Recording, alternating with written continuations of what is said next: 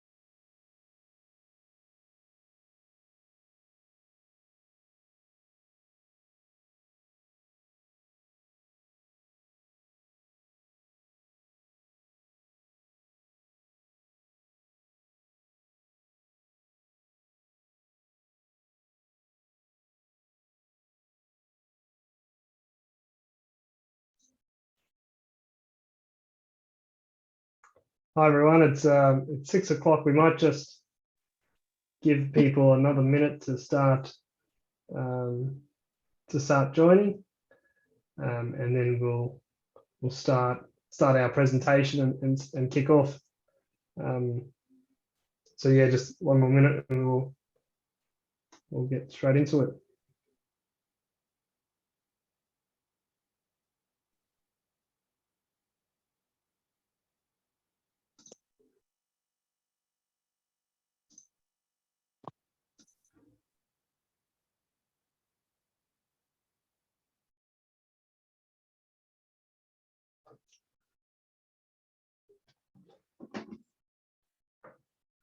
Very good. All right. Well, it's 6:01 and we might as well kick off and get started. So thanks everyone for joining, and appreciate you joining us on this specific presentation that we're about to give on behalf of the WFEO, the World Federation of Engineering Organizations.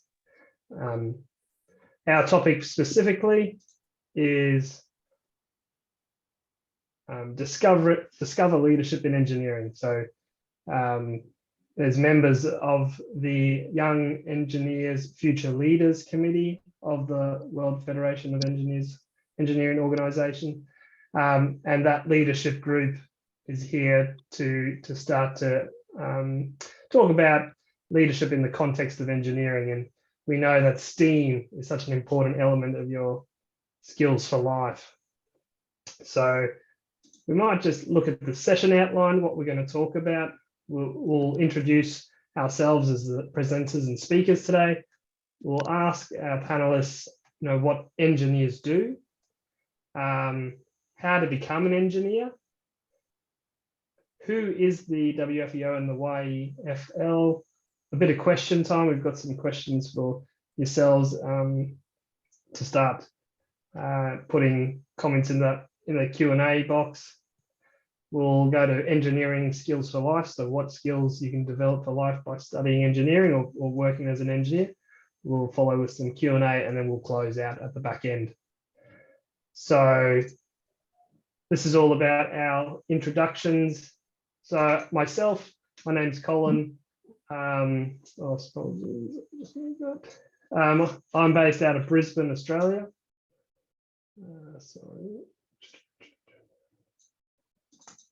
And I'm a mechanical engineer. My role currently is with a company called Deloitte as an asset management specialist. And that's a picture of me on the right with a mining bucket or a dragline bucket. I've worked most of my career in the mining industry. We'll move on to our next presenter, who's Alyssa. Alyssa, thanks, Colin. Hey everyone, I'm Alyssa. I'm also based here in Brisbane, Australia, and I'm part of Young Engineers Australia and the National Committee. I'm currently an aircraft structures engineer, and I work for Airbus. And so a lot of you might know Airbus as like the A380s or A330s, but I'm actually in the helicopter division. Very good, Yep. thank you. So next we've got Firaz. Hi, Colin. Thank you for today's webinar. This is Firas. I'm currently in Beirut, Lebanon, in the Middle East. I'm a transportation and a traffic engineer working for an international multidisciplinary company in the field of roads and infrastructure. And I'm also the chair of the Young Engineers Future Leaders Committee in the World Federation of Engineering Organization. Thanks. Thanks, Firaz, excellent. And we'll move to Ben now. So Ben, go ahead, please. Hey, going. I'm Ben Clark from Adelaide, Australia. Background in surveying and sustainable environments, and also spatial sciences. Currently working as the director of works and engineering, mainly in the asset management space. With my department's responsible for all factors of engineering, from roads, bridges, buildings, stormwater, and the like. Very good, thanks, Ben. Very impressive. So that's a quick snapshot of who we are, and we'll duck into the next slide. And this is a brief overview of, you know, what type of engineers there are out there. So as you can see, there's a lot of different engineering disciplines out there, engineering specializations out there. So as we mentioned, I'm in the mechanical space. Likewise, Melissa in the mechanical and the materials element. Faraz in the civil, and Ben probably the closest link with the civil as well, and environmental. So we'll move on again, and often people wonder what engineers do and where they work, and this is a snapshot of where engineers might work. There's a lot of different industries that engineers touch. So if you had to look here, you know, space travel, mining, oil and gas, maritime, food processing, civil structures like dams, and construction. There's agriculture, there's rail, and as you can see in the bottom left, there's that renewables space that engineers really play a vital role in now. That's the likes of wind and solar, and a lot of the other types of renewables as well. So we can work in offices, we can work in laboratories, the industrial plants, construction sites, power stations, all those sorts of areas all across the world, and different industries. So we'll talk about what do engineers do, and we'll ask some of our panelists if they could break down, you know, what they do and how the engineers that they work with, what they do more broadly, and generally what engineering's all about. So you might start with yourself, Alyssa, if that's okay. Sounds great. Thanks, Colin. So I'd say in general, engineers are problem solvers. So you might be tasked with the design problem, or you might be tasked with the logistics or cost problem. And the idea is to break it down, gather the requirements that's needed, and then provide a solution and a pathway to fix the problem that you are tasked with. I guess in the context of aerospace engineering, and specifically the aviation sector that I'm in, I predominantly work on like aircraft fleet management at the moment. So I'm looking at the condition of the aircraft, you know, whether there's corrosion or other factors like damage tolerance issues. I also look at environmental degradation and fatigue of the fleet. And so it's breaking down these problems and assessing either like an issue, or say assessing a lot of data to basically figure out the problem. Excellent. Thanks, listener. That's spot on. I think that hits it on the head. And if anyone wants to add to that, Ben, would you have anything to add to that and what engineers do? So I'm in the government space. So ours is very much about providing engineering solutions for community benefit. So our days are consisting of looking at our roads, our footpaths and pathways, and other infrastructure to make sure that that's providing what the community really needs, and how we can do that sustainably with a really big focus on climate adaptation and making sure that what we do build is going to last for a long time so that people are having to replace it constantly and it being cost effective. Our teams look at how we build our roads, what they look like. Is there new recyclable materials that we can actually include in our products to make sure we get that recycling content to provide community benefit?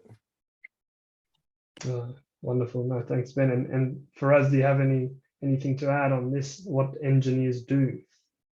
Well, Colin, engineering involves the application of many principles of mathematics and science in order to solve real-world problems, to innovate new products, for example, and for a wide range of industries. It covers all this spaces. Engineers are involved in medicine, in entertainment, in transport and environment, and also it is expected always that engineering will have a major role in the future in changing the life. And also engineers are looked at always as people who solve problems and create solutions for the hot topics and the hot issues that we're living, especially on the issues related to climate change and to other sustainable development goals. Yeah, great point. I think that, and you've mentioned it there, that link to the SDGs, engineering almost touches all of the different SDGs. So it's so imperative that engineering's involved, and sometimes engineers, we can take a back seat, we can take the shy away from the limelight or the spotlight. So yeah, we're involved with so much of everyday life that sometimes people don't really realize. So no, excellent points. Thanks, everyone. And everyone online, feel free to pop questions into the Q&A box. We can monitor that as we go and answer questions, and we'll take those breaks as well to look at the Q&A box and answer some questions there. All right, our next broad topic is how can you become an engineer? So this is really about your interest in engineering, where that came from, and yeah, what path you sort of took. So we can start with Ben, if you've got any insight here. Yeah, I think for me it was that being able to use the mathematical interest that I had in a real world application. So you take all of this different piece of knowledge in the maths and science, which is where I was really enjoying through school, and then engineering was just the next step in being able to actually see something be built on the ground or what that might look like. So for me, it was about using those skills and a passion I had for building things and seeing things built was what led me through that to become an engineer.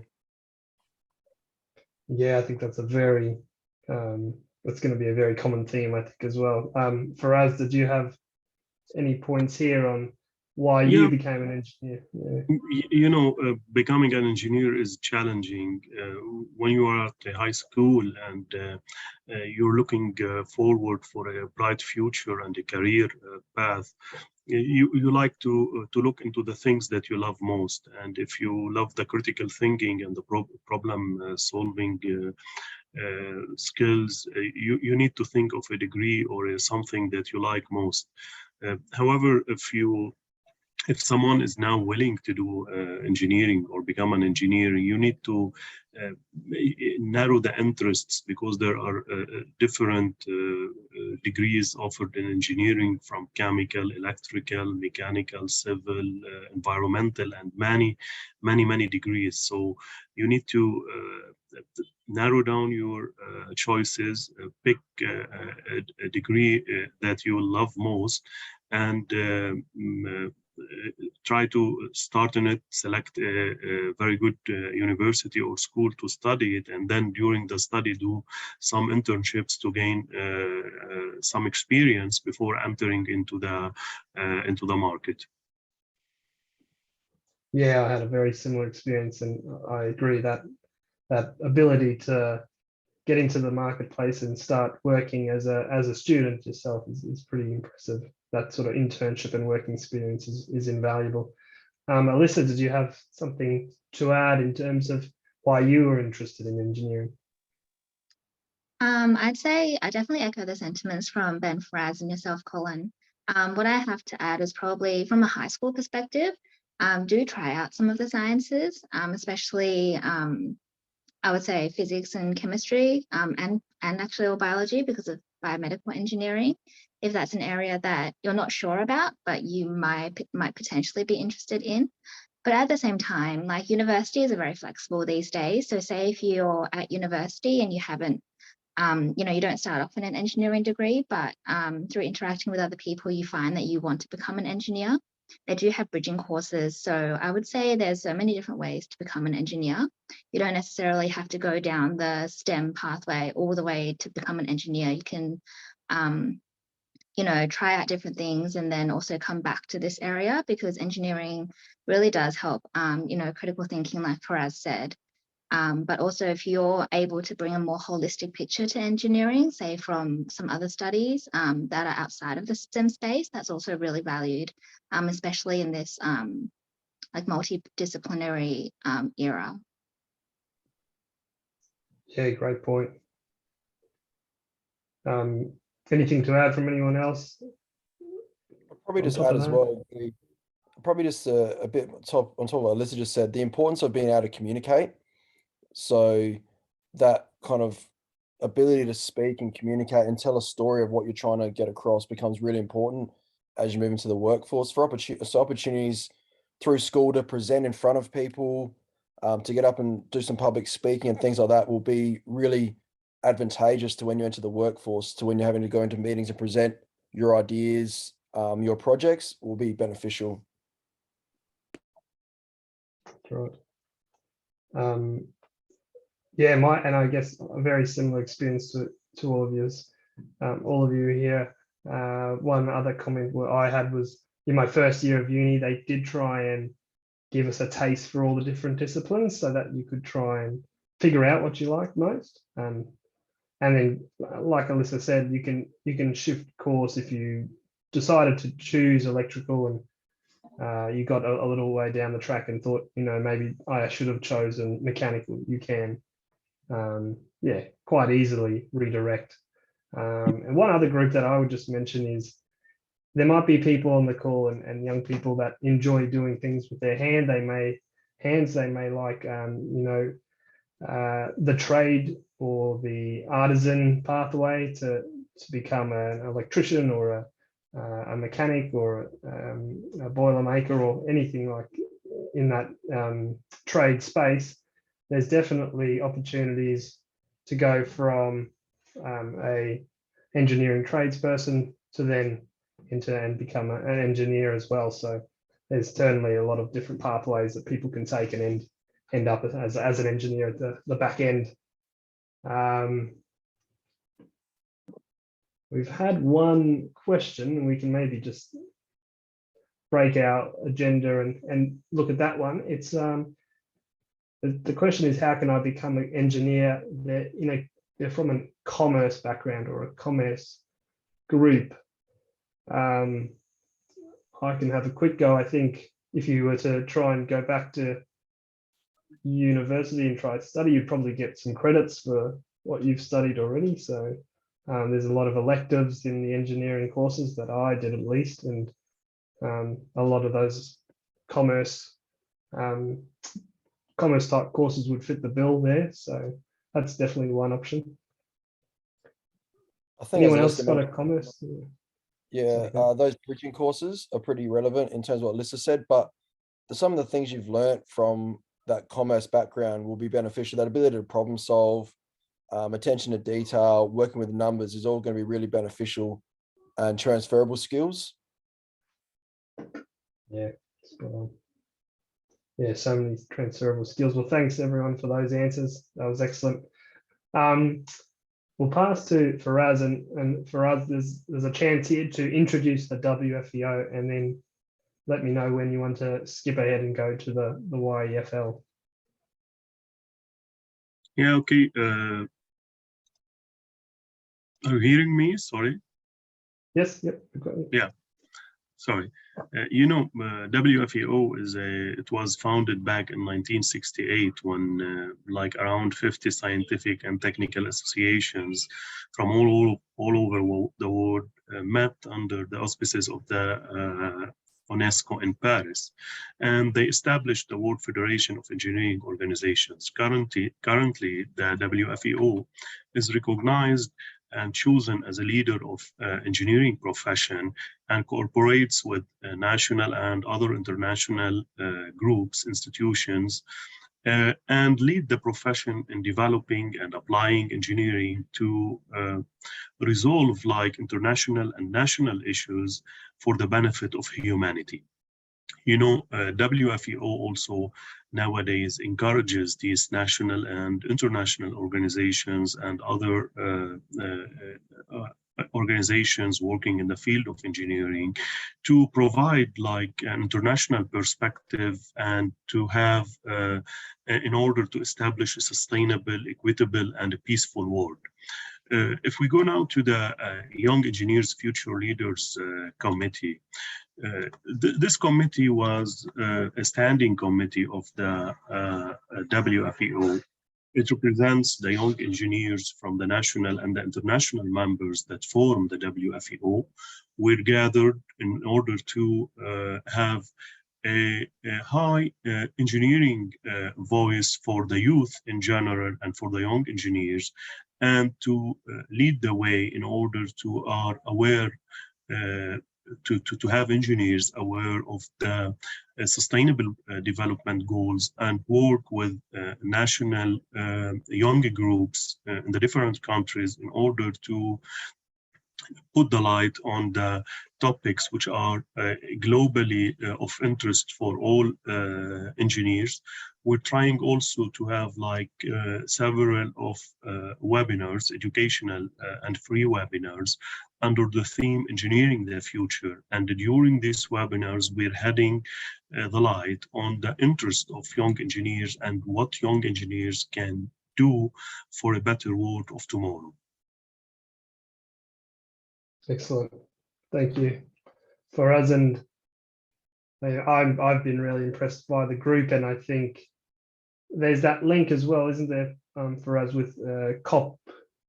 Is it COP 26 last year? There's quite a few people from for last year.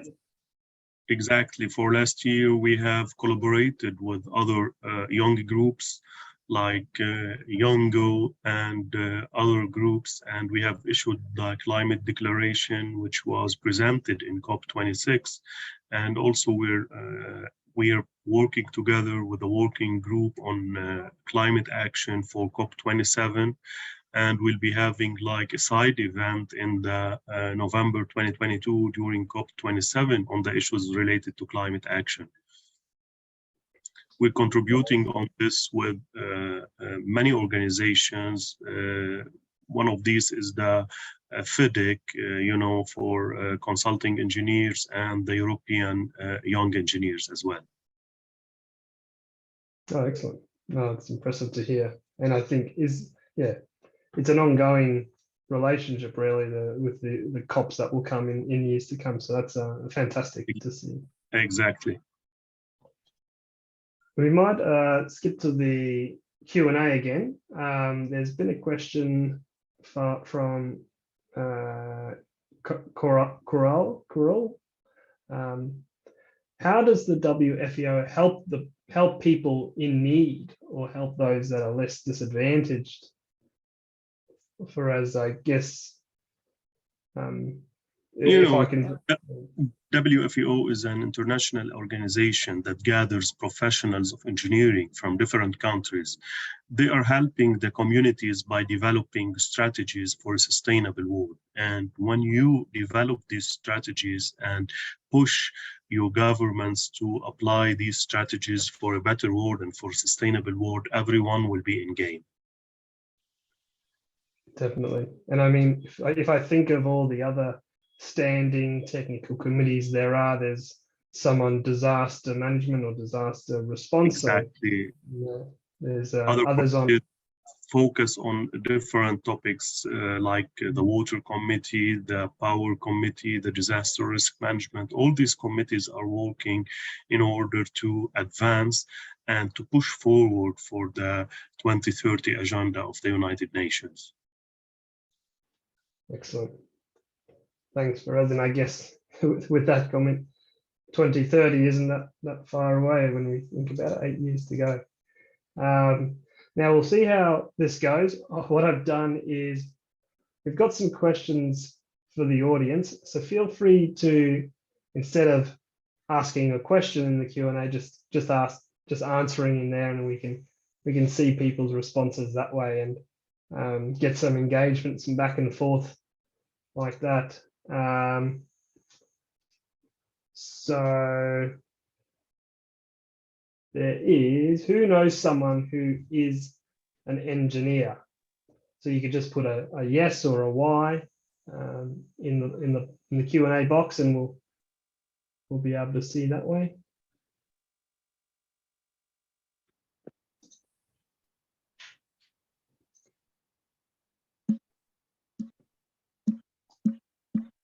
Oh yeah, here's plenty of few yeses. Good. I think this will be just interesting for the group, a group of panelists here, but how they, maybe new engineers or people working in the engineering world. My dad is an engineer, so that's, I guess, my connection, and I really enjoyed what he would talk about and the problems he came home with and shared with us. So, or the victories he had. So that's probably one reason I decided to become an engineer. Alyssa, did you have anyone in your family or extended family or friends that was engineering? I guess one of my school teachers was an engineer. We then decided to found a passion for teaching engineering related subjects. So she was my physics teacher. So that was my first exposure as well. Oh, very cool. Ben, did you have anyone? I didn't have anyone specifically. Mine was just more through sort of career days and being exposed to the opportunities that came from it, rather than knowing anyone specifically. No, excellent. And Faraz, did you have anyone that you knew? Yeah, a second cousin for my father was a civil engineer, and you know, when you are young, like 10 years old, you get to hear about these topics, that he was like the first engineer in the neighborhood, and he helped a lot in constructing like roads that gave access to some agricultural lands. And when you hear such stories, you think that it's something very interesting, that you are figuring out a solution in order to allow people to get to their lands and to access the land by cars. That was like back in like 20 years ago when I heard this story before I entered into the School of Engineering. Oh wow, that's really impressive. Yeah, it just showcases how much of an influence engineers can have. The next question, so we had quite a few yeses, and someone had put in the chat that their grandpa was an engineer. So that's really a great story to have someone in the family. And I'd encourage you, if you do have someone in the family, to talk to them about engineering and hear what they've done and hear some great stories. So, and this is more of a general one, and people might be indoors, they might be outside at the moment. And I just thought, if you looked around and you could see something around you, could you pick something that had been engineered as such? We're probably each in different countries and parts of the world, but there's a definite common feature where engineering is part of our everyday lives. For me, I'm going to pick an easy one. I'm using this laptop right now that's been manufactured and designed and developed and continuously upgraded and improved by a whole stack of engineers. If anyone else, Ben or Alyssa or Faraz, if you can want to shout something else out on what you can see, and everyone that's online, please again put in the Q&A your answer. Yeah, I can see. Colin, sorry. I was going to say I can see a number of stormwater elements outside. You know, head walls and the like, managing the stormwater. Oh, nice. Very good.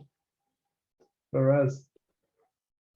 Yeah, recently, if you look back into 2 years ago, you can see that the improvements that has been made in the medical technology by engineers. We can see that the healthcare sector has an immense growth in the past few years. Also, if you look around, you can see that the many technical advancements have helped us to communicate better with people all over the world. If we are now connected like around 150 attending a webinar from different parts of the world. This is all because of the advancement that came with the engineers, computer communication engineers, electrical engineers, and other engineers. So no, I do believe that engineering in different disciplines will have and is having an inevitable in every field of our lives today. Yeah, spot on. And Alyssa, what do you want to pick? I'd say I'll pick something close to home, which is an aircraft. So that is a combination of structural, avionics, software, ground systems, and everything. So I think that's a good example of how different engineering disciplines all come together to create one very unique product. Great point. Yeah, you take that, and I was on a plane yesterday, and I didn't even think of any of those elements, but yeah, you rely so much on engineers and take it for granted, the amazing things that people have come up with and designed and put together. We had a few answers in the chat. We had hydroelectric dams, so that's very, very relevant. Cars, lights, a whole lot more. Another person said pretty much everything aside from living things. So yeah, that could be quite accurate. And there's another comment just that said, I live in Bogota, Colombia. The traffic jam is a real problem that all the city is facing, and we need a better massive public transportation. And yeah, that's quite a good call out, and I think hopefully Colombia can really address that problem. And I think engineers are going to be a massive part of that solution. So very good. We'll go to the next one. Next question. Again, everyone, just feel free to pop something in the chat, and we'll address it there. But for everyone, Ben, Alyssa, and Faraz, do you want to talk to this point? Why do engineers make great leaders? If we start with yourself, Ben, is that right? Yep. I think for me, it's been mentioned numerous times now, the ability to solve problems, and engineers have a very good ability to find a problem, work through it quite methodically, and end up with a really positive outcome.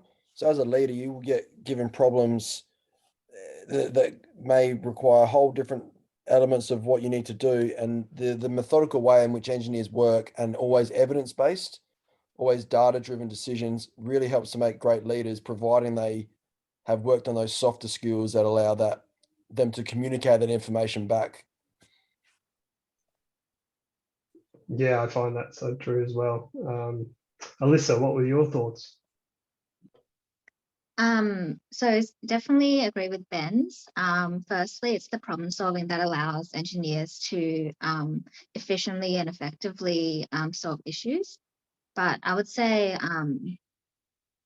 also engineers are good leaders, because engineering is looking at the world around you and then trying to make it progress technologically or in some other way, shape, or form. For example, like water sanitation in developing nations is a big issue. So I think basically because engineers are actively looking at the world around them, and the problems that associated with us are worldly problems. It does make us really good leaders of change, and that's why engineers are good leaders, because I would say an engineer is adaptive and also not afraid of change as well. Yeah, those are two great qualities. Excellent points. Firaz, did you have your thoughts? Yeah, likely most of the engineers are detailed oriented and have like analytical skills. Engineers, they take risks, but part of these risks or most of these risks are calculated. And they figure out solutions for problems at an economical cost. And most of engineers have interest in finding solutions and overcoming obstacles and leading to something successful, getting a successful outcome. And I guess that's why they can be good leaders. Very good. Yeah, great. All great points. And if I was to add 2 cents as well, I think engineering is a good link between the proposed solution and what's actually practical as well. So sometimes we can make that call or understand more about that as to what's actually feasible, what's actually can be done, and what is achievable. Thanks for those great answers. We've got some comments and questions in the chat. The 2 comments that I've got, or the few that I've got, they give, engineers give solutions that can be adaptable to the situation. So that's a great point. Some countries face the problem of traffic engineers, roads, traffic signs, public transport.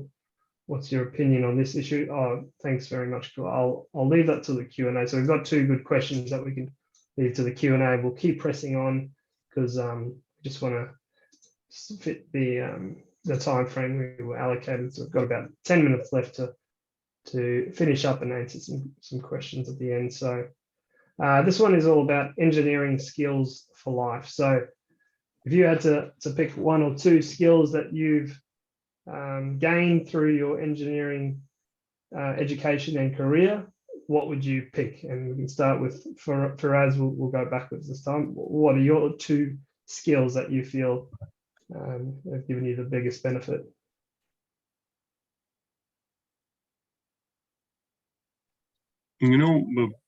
When you study into engineering and you enter into this career and work, you get to learn many skills. I believe that the most important skills are the communication skills and the creativity, because you need to figure out always, solutions are not always easy, and you need to figure out when solving a problem to get out with a creative solution.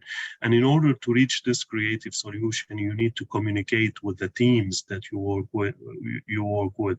So it's not about a method of getting a solution from one individual. It's about communicating this solution with the team you're working with, and in order to get like innovative, cost-effective, and a well-designed solution. So I guess when you study and enter into this field, you get to learn the skills, how to lead on projects, how to have a good management, how to communicate well with your team, and how you can reach to a cost-effective and put like some critical reasoning in order to secure that this is the best solution that you are providing.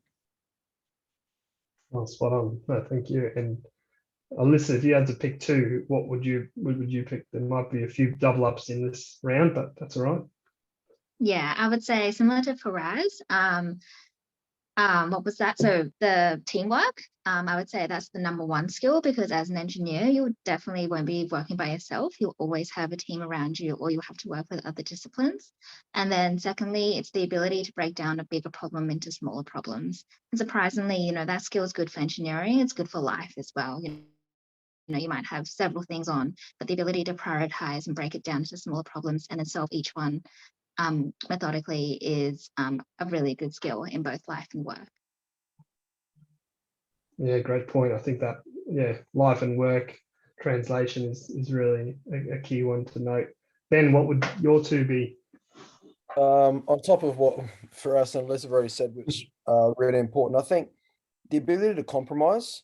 You know, we're given problems we need to solve that have budgets, that have applications that impact on our ability. So in a perfect world, we would design X, Y, and Z, and it will be perfect. But we have to compromise on that and find and innovate to find like a solution that fits the requirements. So that ability to compromise and then look for innovative ways to solve the problem translates really well into just general life.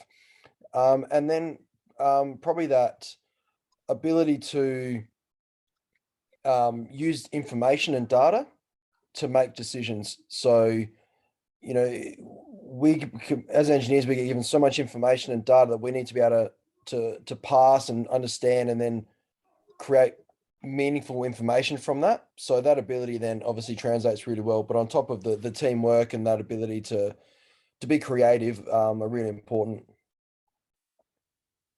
Yeah, no, those are all great points. I like that. I think the creativity one is important. In engineering, sometimes you think there's a very set way to do it, but yeah, having a creative mindset as well can really help. And Ben's point on data, coming from a place of data decisions, I think that's spot on as well. I've found that I've been able to make some tough decisions with justification, and everyone that I've had to make that report to, you know, has been fine with that because of the data behind it. We'll head now to, I did have a Q&A. There's two questions and well, three questions that we'll answer now, and then we'll close out at the back end with some last comments and examples of you can go away and do outside of the session. So the first question is, which aspect should be given the most importance in becoming an engineer? So I might just, I'll ask one person each of these questions just for time's sake. So maybe Alyssa, if you had to say, what's the most important aspect that you might have to think about when becoming an engineer? What would you say? I'd say I think attention to detail is a good one, and we've touched on that, and Firas has touched on that. Other important aspects is probably like dedication to the profession as well, because there are you know, I would say easier engineering courses, but there are the culling courses and the really hard ones like thermodynamics and maybe higher level maths and physics that you do need to get through in order to get your engineering degree. So I would say dedication as well. So don't think that you can't be an engineer because there are some, you know, harder aspects of it. There's an engineering or different form of engineer for everyone who wants to be an engineer, in my opinion. So definitely the dedication would be a very important aspect. So stick to it if this is something that you really want to do, but just know that it will be challenging at certain points as well. Oh, great answer. Thanks, Alyssa. I might ask this one for Ben and Firas to share because of your backgrounds. So some countries face problems of traffic engineering, and that's in terms of road traffic science, public transportation. And it asks, what's your opinion of this issue? Maybe why do you think those countries face those problems? Firas, do you want to go first? Yeah, you know, the issue of traffic jams and is not related to one country. It could be in developing countries, and it could be in countries which are not well developed. The thing is that because of the cultural behavior that we all use our private vehicles, that's one. And number two, that there is not proper investment in the public transportation. And that's why back in 2015, the United Nations issued the Sustainable Development Goal number 11, which speaks about sustainable cities and communities. You know, we all need to have our cities inclusive, safe, resilient, and sustainable. And we need to push our governments, local governments, to have like sustainable and green transportation systems, like having dedicated lanes for the bikes in the sidewalks, like giving incentives for those using the public transport, whether students or employees. We need to have to free our right-of-ways, our road right-of-ways from vehicles, and to give more space for the public transports, whether light rail, buses. This will help in solving the problem of traffic jam. And to add on this, sometimes the problem is due to the management of the traffic, and you need to have like a proper management of the traffic in terms of like signals, proper timing of the signals, and having like removing all the obstacles all over the road, and having like you know, traffic calming measures and issues like this. Oh, excellent. Thanks. And Ben, just in the interest of time, I might ask you the other question and we'll go forward. To get a job in engineering or to study engineering, do you have to be good at maths? Not necessarily. I don't believe that you have to be good at maths. You can learn maths. Melissa touched on, I think it's about being dedicated to wanting to do it and putting in the time and effort to understand it. And that really relies on having a passion for wanting to be an engineer. If you're passionate about wanting to be an engineer, you'll overcome the obstacles of where you may not be strong in maths. You'll overcome that because you really want to do it. You'll be dedicated and you'll find a way through. So no, you don't have to be good at maths. It just helps if you are, you know, it helps if you are, but you can still do it without it. Yeah, I agree with that. No, spot on. All right, we're at the back end here, so we'll leave. We might just go around the grounds and leave a closing comment. Mine would just be, thanks so much for everyone's time. I've provided a link here, and there's a Dream Big movie that's been produced. It goes for about 45 minutes, and it's a really good watch for those that are interested. I'll skip forward just for those on the call, that this is the challenge code or the activity code, so they can all start entering that, while Ben, Alyssa, and Faraz, if you get 30 seconds each to close out. Ben, do you want to go first? Yep. I encourage everyone to follow their passion, find what they want to do. Engineering is a really rewarding discipline to work in. It's something new and challenging every day. So if it's of interest, I really encourage you to pursue it. And if you look up Interesting Engineering on YouTube, they have some really interesting things across a real diverse range of the engineering disciplines that could be interesting to people. Excellent. Thanks, Ben. Alyssa, did you want to go next? Yeah, so thank you everyone for tuning in. By tuning into this at such a young age, you're already, you know, ahead of other people in a similar age group, because you're already showing, you know, a passion or an interest, a potential interest in this space. So yeah, I hope to see a lot of you in the engineering industry, in particular the aerospace industry, which I really like. So yeah, and I think as a start, if you're still unsure, just do your research on, you know, different universities or different high school subjects that you might be able to do that can streamline your career into the engineering pathway. Excellent. Thanks, Alyssa. And finally, we'll leave and close out with Faraz. So Faraz, take us home. Thanks, Colin. You know, engineering makes a difference to those most in need. That could be by making our buildings safer after natural disasters, by developing new technologies to detect and to treat diseases, and making sure that that those in the most remote communities can access food, water, and energy. This would be my closing remark on this. Thank you, everyone, for attending. Thanks, Faraz, and thanks, everyone. Bye. Thank you. Thank you.